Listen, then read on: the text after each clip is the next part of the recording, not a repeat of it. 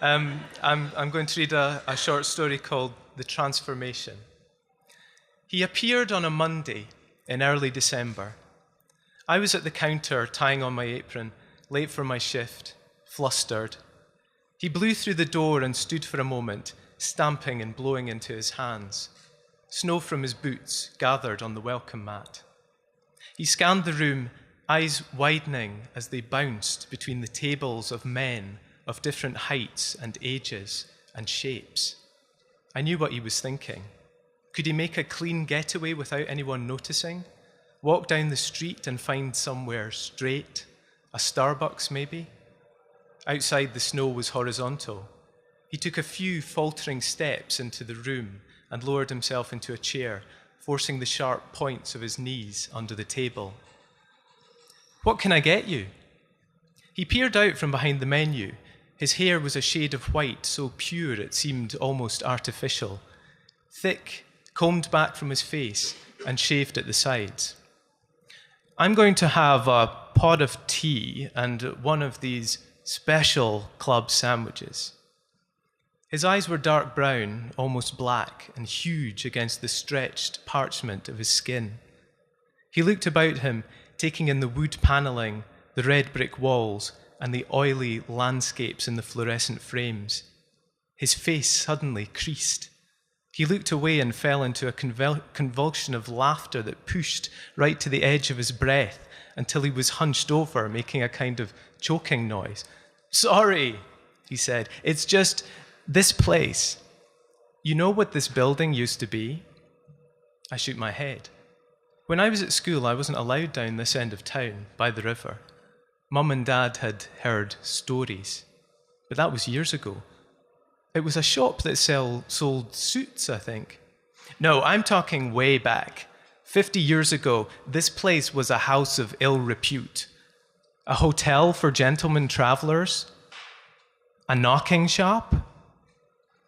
The throaty laughter followed me all the way back to the counter. His voice resonated in my head as I wrestled with the coffee machine. I couldn't place his accent. There was something Scottish buried deep, a faint rolling of the R, the occasional flat vowel, but his voice went up at the end of the sentence as though he were asking a question. I took him his coffee. "I apologize for my hysteria right now. I'm a little tired. Hell of a morning. One of those days. I've just buried my mother." "I'm sorry to hear that. You didn't know her," he said, and seemed to instantly recognize the wrongness of his comment. "Thank you, my friend. That's very kind. Are you a native of this town?" "I was born here." "Are you a student?" "I was. I'm on a break. That's why I came back here." I shifted my weight from foot to foot. More than a year on, I was still too ashamed to admit I'd screwed up my finals. "Haven't decided what to do with your life yet." "Well, don't sit around too long waiting for something to land in your lap, my friend." My hands tightened around the tray. I could feel my lips twitching in anger. I fled for the counter. When the club sandwich appeared in the hatch, I asked my colleague, Greg, to take it over to him. The cafe started emptying. Light shone through the window, cutting across the old man's face. He sat for the rest of the afternoon gazing out the window. On a clear day, you could see all the way down to the river. Every so often, as the sun shifted, the old man moved his chair round to keep his face in the light. And the old man returns to the cafe in the succeeding days, and Neil, the waiter, strikes up a friendship with him, and he learns that his name's Terence, and he's been living in San Francisco for 50 years. The following day, Terence seemed subdued. He opened his newspaper and let his eyes float over the pages, as though trying to detach himself from the bustle around the counter. When I went over to clear his table, he gestured at me to sit down. "I'm flying home tomorrow." "Will you come back?" "I can't imagine coming back."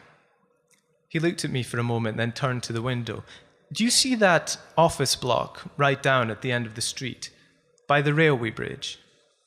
It's an insurance company, I think.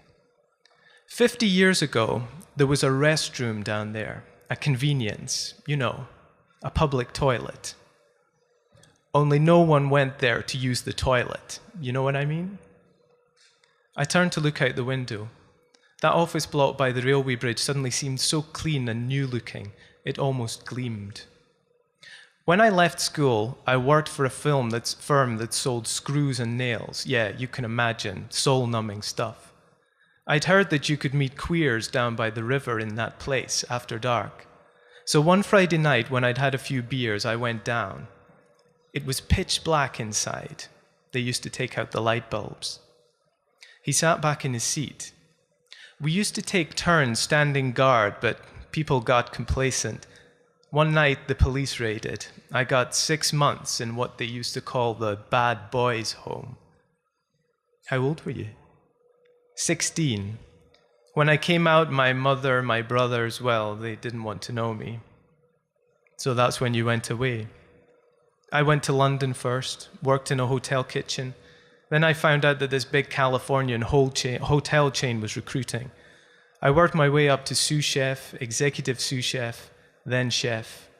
On my 35th birthday, I used my savings to start my own catering business. Terence was looking just past me as he said all this. He wasn't bragging. He reeled off his achievements mechanically as though ticking off a checklist in his head, reminding himself of the path he had taken. I took a walk down by that part of the river yesterday morning. Sometimes I wonder what would have happened to me if I hadn't been arrested that night. Maybe I would still be working for a company that sells screws and nails. Bobby was waiting for me after work. We kissed on the street and held hands on the short walk to his flat. We ate and settled down to watch TV. A film came on, but I lost the thread. We spooned on the sofa and Bobby did his best to explain what was happening. Bobby, do you remember what you were like when you were 16? I was a clown. When you're one of 6, you'll do almost anything to get attention. Did you know you were gay? Oh, yeah. I tried not to think about it, though. He muted the sound on the television. What about you? I rolled my eyes back in my head. Whenever I thought back to what school was like, it felt like a slow submersion in dark, dirty water. I remembered once, I must have been 16 or thereabouts, going along to a pub on the high street one Saturday night. At chucking out time, as we spilled out into the street, a fight broke out somewhere behind us. It spread like a virus until there was a mass of people, drunk and angry, swaying as one across the street. I suddenly found myself stuck right down in the middle of it. The violence, the noise was infectious. I began to push back with my chest, my shoulders. At some point, a drunken voice shouted out, landed in my ear, "Hi, queer, you left your handbag in the pub." Anger went through me like a line of fire. I turned around. The man was young, red-eyed with the drink. I squared up to him. I shoved him hard in the chest. I shoved him again, this time so hard he fell off the pavement. I turned and pushed my way out of the crowd, breathless, exhilarated. "You know," I said to Bobby, "I was less of a coward back then." Bobby looked down at the half-empty bottle of wine on the floor and smiled. "So, if you came face to face with your 16-year-old self, what would you say?" I just lay there, not knowing what to say. And something inane came on television that took Bobby's attention, and the moment passed. I was thinking about Terence, high above the Atlantic, picking restlessly at his airline meal, frowning impatiently at the movie. I closed my eyes and tried to imagine the 16-year-old Terence sorting through his screws and nails on the factory floor. I pictured him standing at the production line, sorting keen-eyed through boxes dense with pins and tacks. A self-contained figure, industrious, determined, the expression on his face impenetrable. Thank you.